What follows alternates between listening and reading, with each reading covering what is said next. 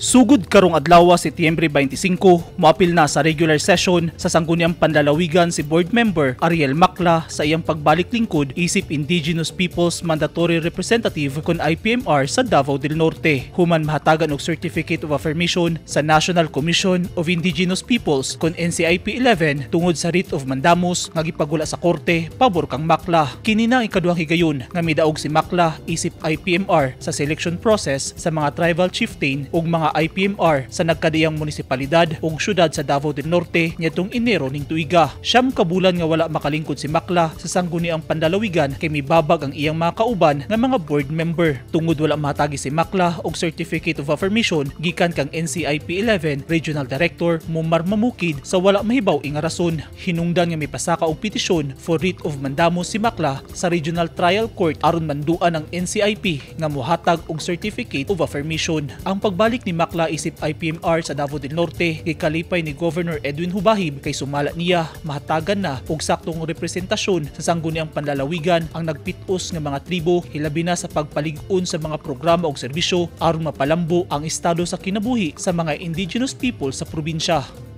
Eugene Hinutan, Newsline Philippines, Davao Region. Stay safe.